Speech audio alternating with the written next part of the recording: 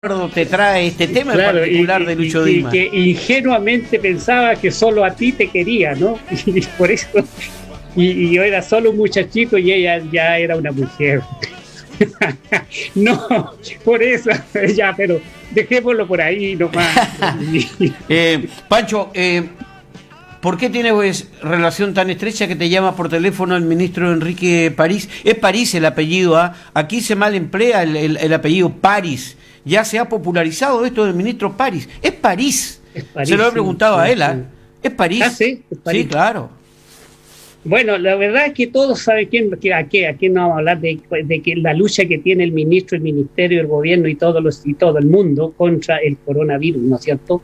Y es un tema que a todos preocupa. Entonces, a mí me dijeron que haga una propuesta, más bien yo quiero que es una propuesta. Y yo esta propuesta la tengo y la quiero compartir contigo y con tus auditores. Pero ¿ya? por favor. Yo creo que las cosas hay que arreglarlas de esta manera, Vladimiro. Dice: amigo virus corona, vengo a proponerte un trato. ¿Qué te parece, miñato, si me escuchas y razonas? Son ya tantas las personas que están luchando contigo. Retíranos tu castigo y no te enjuiciaremos. Que medie el Ser Supremo y quedemos como amigos. Tú podrás cantar victoria más que la fiebre amarilla. Nos has puesto de rodillas, ya pasaste a la historia. Nosotros, en tu memoria, construiremos un arcano. Te aplaudirán nuestras manos por dejarnos la enseñanza que siendo humildes se alcanza a reconocernos hermanos. Dirán que me falla el coco y que estoy enajenado. De tanto estar encerrado ya me estoy volviendo loco. Que al bicho no lo derrogo contándole nuestras penas, pero desde Punta Arena le propongo ser mi socio, que siempre es mejor negocio arreglarse por las buenas. Yo creo que es una buena proposición porque a quien se le trate de buena manera se puede llegar a un buen acuerdo final. Ahora tú has tocado el tema del coronavirus y te voy a consultar evidentemente. Cada uno tiene su propia reflexión, ¿no? En este confinamiento obligado, ¿no? Que se prolonga en el tiempo y no sabemos hasta cuándo. Pero de lo que estamos cierto, Pancho, es que la vida ya no va a ser igual. Y yo lo decía el otro día, no sé con quién lo comentaba. Ya los chilenos teníamos absoluta certeza de que la vida para Chile no iba a ser igual antes y después del 18 de octubre, luego del estallido.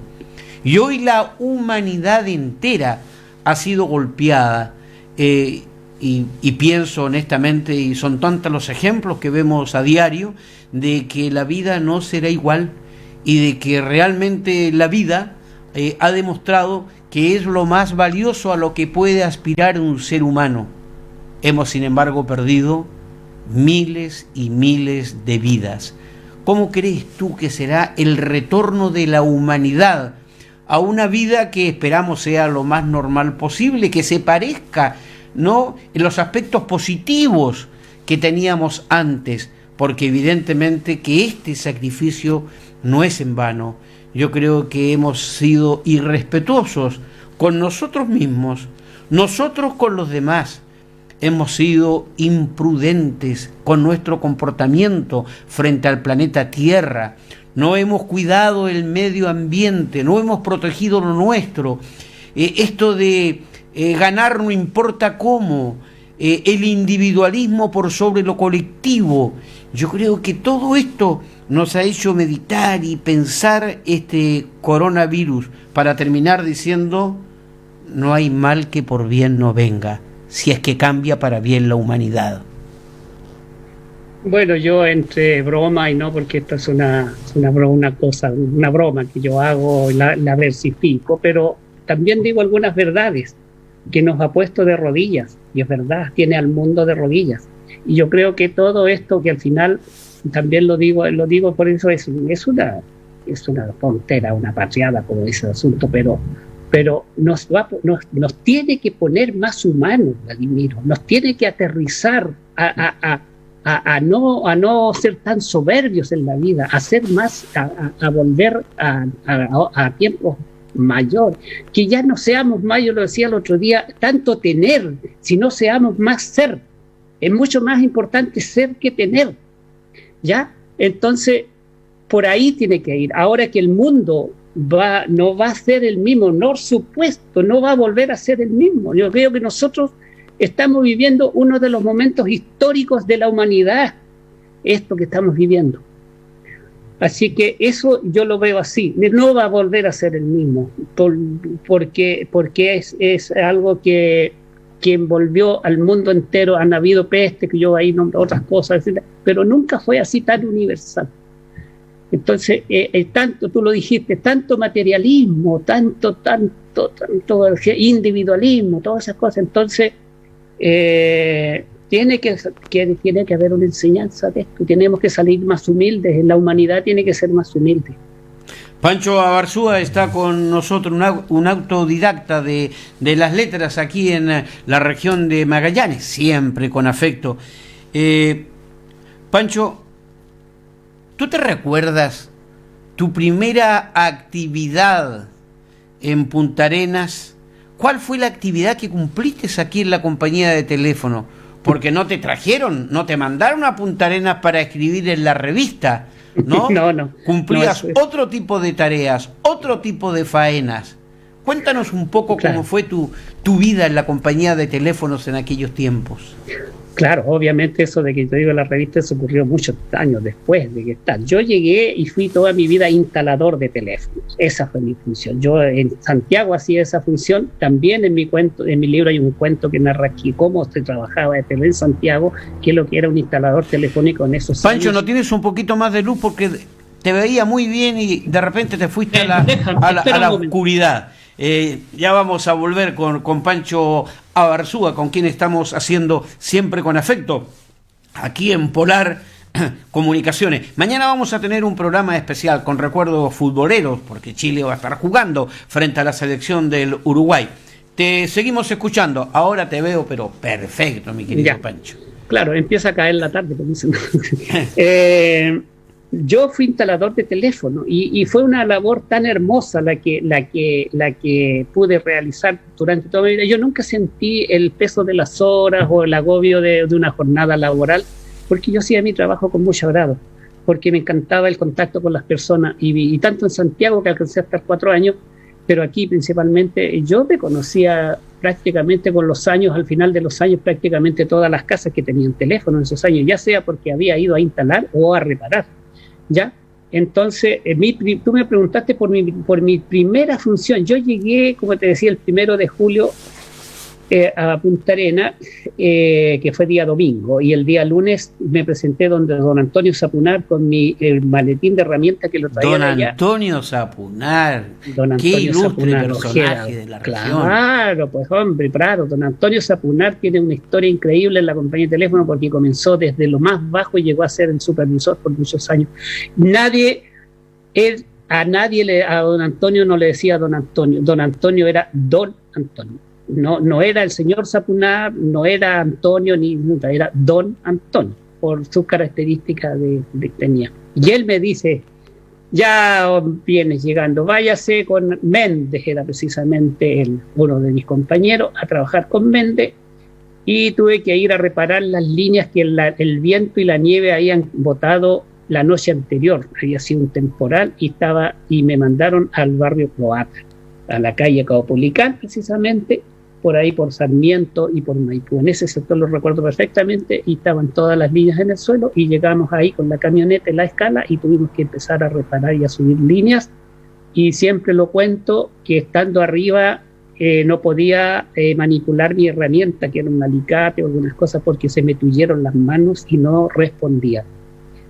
Y mi primer pensamiento ahí arriba, azotándome el viento y un poco de nieve que caía todavía, fue: esto no es para mí, yo de aquí me tengo que arrancar porque esto es tremendo. Y sin embargo, empezó poco a poco. Yo vivía en Playa Norte, por ahí cerca, y ahí existía el Club Deportivo Wander, que dirigía don Albino Pinilla, que a ti te tiene que sonar mucho don Albino Pinilla. y me invitaron a formar parte de ese club y empecé a jugar con mis compañeros, Carreta, Pingüino, la gente del barrio que son grandes, que han sido grandes futbolistas, y después y empecé a jugar y me empecé a integrar poco, primero ahí al grupo, después mis compañeros de la compañía de teléfono me recibieron, fueron muy afectuosos, todo, y al poco tiempo estaba completamente ambientado y ya ni se me ocurría en retornar. Pancho Abarzúa, en aquel tiempo yo decía, eran los tiempos en que se pasaba por la operadora. Desmiénteme tú, ¿alcanzaste en esa época? Me estás hablando del 74, ¿todavía existían las operadoras aquí en la compañía de teléfono? Tuve tantas amigas, tan buenas amigas, mujeres que admiré muchísimo yo en la compañía de teléfono, ¿no? Pero claro, por supuesto, toda la larga distancia duró como prácticamente hasta los años 90. Toda la comunicación de larga distancia se hacía vía operadora. Ya no, cuando yo ya llegué, porque eso fue un cambio brusco. La compañía de teléfono de Punta Arenas, que primero era Compañía Telefónica de Magallanes, ¿no es cierto? La Compañía Telefónica de Magallanes, el año 1952, fue adquirida por la compañía de teléfono, la CTC de esos años, y la CTC era de la ITT a la vez, ¿no es cierto? Con toda esa historia que hubo después por ahí en el gobierno, que ayudaron a derrocar al gobierno de Salvador Allende, con la intervención de la ITT, que era la que tenía... era la forma capitalista que tenía. Bueno, el año 62 se automatizó Punta Arenas y hasta ese momento los teléfonos eran a magneto, todos a magneto, y ahí habían más de 70 operadoras para poder atender a tantas llamadas, y en ese momento ya había más de 1000 teléfonos, cerca de 2000 y tantos teléfonos. Entonces, después se automatizó y fue una de las primeras plantas automáticas modernas que hubo en Chile y que llegó y se automatizó, pero la larga distancia duró muchos años y las operadoras que atendían el abonado número, y era tan lindo eso, claro, hoy día no podría funcionar, pero desde el romanticismo, pero qué diferencia hay, Vladimiro, que a ti y todo lo tienes que ver. Hoy día tú llamas a una empresa o algo y te dice... Si usted conoce el número, marque tanto, si esto para esto, lo otro y todo, y es una voz que no es, que tú te das cuenta que es una grabadora, a tal diferencia con de tú llamabas por la mañana, tú dabas la vuelta a la manita. Buenos días, don Vladimiro, ¿cómo amaneció usted hoy? ¿Con quién desea comunicarse? Ya, lo comunico, ya que le vaya bien, que tenga un bonito día. Hay diferencia. Tú sabes que los teléfonos eran escasos. Nosotros teníamos el teléfono, mi tía tenía un almacén en Boliviana, aquí en Arauco, y ese era el teléfono que evidentemente utilizaba todo el barrio. 1783. 1783. Era el teléfono del barrio, ¿no? Y ahí conocíamos a doña Hilda Vidal, a la Yoyo Yarzún, que fue reina de la primavera, de Fren Hernández, primera esposa de nuestro recordado también, Fren Hernández, doña Dora Martínez. Que era vecina de ahí, de ese barrio, y todavía viven en ese barrio. Pues, la suita...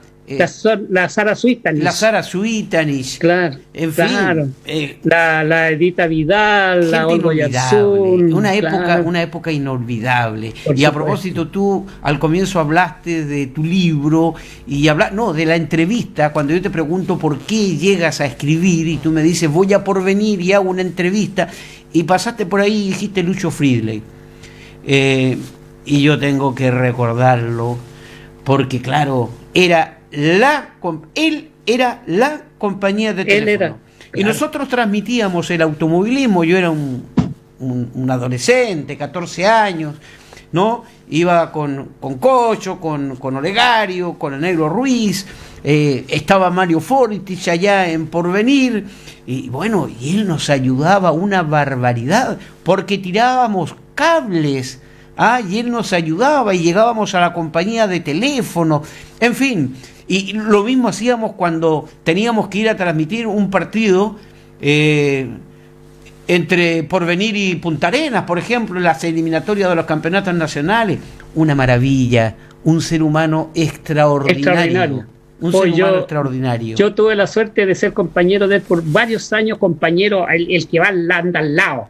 En el trabajo que nosotros teníamos se establecían vínculos tan fuertes que tú convivías más con tu compañero de trabajo que con tu propia familia, porque pasabas 8 horas del día codo a codo con él, en la camioneta o en el interior del fuego. Entonces yo trabajé con Lucho y me contaba unas historias. Bueno, hay unos libros que su esposa le da los escritos de su vida y son muy, muy interesantes. Ahí él cuenta parte de su vida y ahí cuenta, pero no cuenta las anécdotas que eran muy buenas. Pero a propósito de lo que tú dices, Vladimiro, mira, como es que ibas a transmitir el otro día, tú sabes que está aquí don Vladimiro Martínez, ¿no es cierto? Sí, claro, vecino acá, mío, sí. acá vecino. Yo tengo que ir y contactar con él porque un saludo para él, un abrazo, claro, todo el recuerdo. Ojalá estuviera escuchando porque le envío mi saludo. Él es vecino mío, está aquí como a un par de pasos nada más. Entonces yo ahora estoy contando cuentos para sacar un segundo libro, ya tengo hartos cuentos y el otro día se me ocurrió preguntarle a Juan Pérez.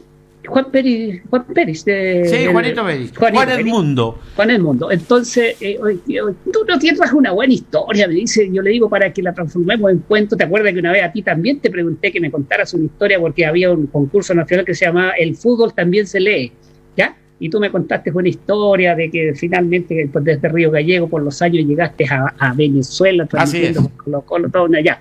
Entonces él me dice, mira, habla con don Vladimiro porque hay unas historias, maravillosas historias. Iban a transmitir el fútbol que tú dices al estadio que juega por venir y tenían problemas con la línea, o tuvieron problemas con la línea, lo mismo que tú estás describiendo, y no podían transmitir y el partido se jugaba y no podían transmitir. Entonces, ¿qué es lo que hacían ellos? Inventaron el partido y lo transmitieron después. Se acordaban, se fueron anexando todos los asuntos, fueron anotando en la formación, el primer gol, todo el asunto, y transmitieron el partido no cuando se estaba jugando, sino que lo inventaron y lo transmitieron después. Entonces yo quiero hablar con don Vladimiro a ver si que me cuente quizás algún más de detalle, porque ahí puede salir un lindo cuento. Las historias de la radio son fantásticas, maravillosas. Tú no sabes, Pancho, el esfuerzo que se hacía en aquellos años para hacer radio, para transmitir desde exteriores, ¿no? Ya se lo conté el otro día a Pirulo, que hace aquí un programa de automovilismo por las noches, una transmisión que no pudimos realizar desde Río Gallegos, cuando vino Carlos Alberto Palmita, desde Santiago, para transmitirlo por Radio Minería, ¿no? En la época en que acá venía a competir Papín Jara, Boris Garáfolich, Bartolomé Ortiz, ¿no? Los grandes, Ibarra, los grandes de aquella época, y perdían acá, ojo, pero bueno, fuimos a Río Gallego el día sábado con Cocho, me recuerdo, Palmita, el equipo técnico que venía de la Radio Minería. Se corría en un circuito que se llamaba Río Chico, que estaba cerca del aeropuerto de Río Gallego. Y nosotros probamos el sábado y probamos, porque se corría en la clasificación y no pudimos llegar nunca a Radio Minería de Santiago, nunca. Y bueno, y Cocho fue de la idea, vámonos a Punta Arenas. Pero ¿cómo no? Tenemos que seguir trabajando, decía al técnico, tenemos que salir, no, vámonos a Punta Arenas. Y nos vinimos a Punta Arenas de noche. En aquel tiempo no era el camino pavimentado como hoy, nos demorábamos harto más entre Río Gallegos y Punta Arenas, llegamos de madrugada. ¿Y tú sabes dónde transmitimos la carrera, mi querido Pancho? La terminamos transmitiendo desde el Regimiento de Infantería Reforzado Motorizado número 10 Pudeto, desde el Regimiento Pudeto. ¿Y qué hacíamos? Escuchábamos la transmisión de la radio de Río Gallegos y nosotros en el regimiento teníamos nuestra propia carrera. Compuesto, compases. Hicimos una transmisión maravillosa para la Radio Minería de Santiago en aquella oportunidad. Y cuando ya estando en Santiago, yo también conocí la historia de la radio de Santiago y hay tantísimas anécdotas que cuando se cuenten los 100 años de la historia de la radio, dentro de 2 años más, Chile cumple 100 años con radio, la primera, la radio chilena, tendrán que aparecer todas estas anécdotas que se registran en la Patagonia y en todos los rincones de Chile con la radio. Ni que hablar de los mensajes, los mensajes para el campo. Ni que hablar de aquello. Claro, porque allá en mi pueblo, en mi campo, también se ocurren las famosas esos mensajes que tenían, que por ser escuetos se interpretaban de 1000 maneras, ¿no? Son tantos que habría que nombrar. Oye, ya que hablas de automovilismo, mira, y tú que sabes que encanta el deporte y todo, a mí me parece una cosa fantástica, ya que nombraste a los grandes pilotos de aquellos años. Cuando uno viene hoy día viajando en bus, desde Santiago al sur y pasa más allá de Talca. Entonces, alguien se para. ¿Dónde se va a bajar usted? Donde Baroli. Lorenzo donde Baroli. Y ese sector quedó por Baroli para todo asunto, porque Baroli. ¿Tú te acuerdas? En la época en que corría Baroli, le hicieron una canción. Viva Baroli, viva Baroli, siempre al volante, siempre adelante para triunfar. Baroli, don Lorenzo Baroli. Claro, sí. Yo me recuerdo de la Sopesur, Sur. Yo estaba en Chillán en esos años, yo era niño. Y la Sopesur, y nosotros la salíamos a ver cuando ya pasaba el puente Ñuble, Papín Jara, y siempre me recuerdo que una vez a Papín Jara se le cruzó una paloma y le rompió el parabrisas, y aún así, creo que fue al sur de Talca, y corrían hasta Concepción, y aún así siguió corriendo con el parabrisas roto. Mira, hemos recordado un momento espectacular del automovilismo, hemos hablado de notables figuras del automovilismo y tú te recuerdas de Lorenzo Baroli, don Lorenzo Baroli. Sí, claro. No nos queda mucho tiempo, lamentablemente, Pancho, pero te tengo que hacer una consulta. O'Higgins, Prat, Violeta Parra, Binay, Claudio Arrau, Carlito Chandía, gente, el escritor Rojas, Gonzalo Rojas, gente tan importante en el Ñuble, en Chillán y sus alrededores. Pero ¿cuál de todos tú crees, Pancho Abarzúa, que ha sido el chillanejo más importante de la historia? Sin ninguna duda, Violeta Parra. ¿No? Sin ninguna duda, Violeta Parra sobre Nicanor, pero lejos. Yo diría que hasta más que O'Higgins. Violeta Parra es del alma de Chile. El otro día escuchaba a alguien que una vez Christian Barken dijo, así como Homero es a Grecia, Violeta Parra es a Chile. Y no queda gran, y no está diciendo un exabrupto, y no está diciendo una cosa desproporcionada. Violeta Parra es el alma de Chile. Nicanor es muy importante. Pero el domingo estuvo de cumpleaños y aquí la abrazamos con música chilena y con un sentido homenaje al día siguiente, el día lunes, a Violeta Parra, porque físicamente se fue allá en su carpa de la Reina, pero como decíamos ese día, ella sigue muy viva en el alma de Chile, doña Violeta Parra. Yo ayer conversaba con una señora que tiene 98 años hoy día, vive en un sector del Carmen, que se llama Los Puquios, un lugar ahí, un camino rural, y ella, quien le cantó los parabienes después que llegó en una carreta en Floral, como hacía la Violeta, desde la iglesia a su casa, nunca fue Violeta Parra. Cuando Violeta Parra recorría, grabador al hombro, todos los campos de todas partes, pero de Ñuble principalmente, y un medio pariente mío que está casado con una prima, tenía 12 años y recuerda y me contaba que él lo pedían de niñito prestado para que le cargue la grabadora Violeta. Y ella andaba por el campo recorriendo y pesaba 25 kilos la grabadora de Violeta, sí, con unas enormes pilas, como esas mismas que usaban los teléfonos. Y la Violeta llegaba a las 11, 12 de la noche empolvada del campo a un señor que la cobijaba en el pueblo, y a esa hora le pedía a él que le pase la y se ponía a revisar las grabaciones que había hecho, que había recopilado con las cantoras campesinas. Mira que notable Violeta, en el corazón de todos los chilenos.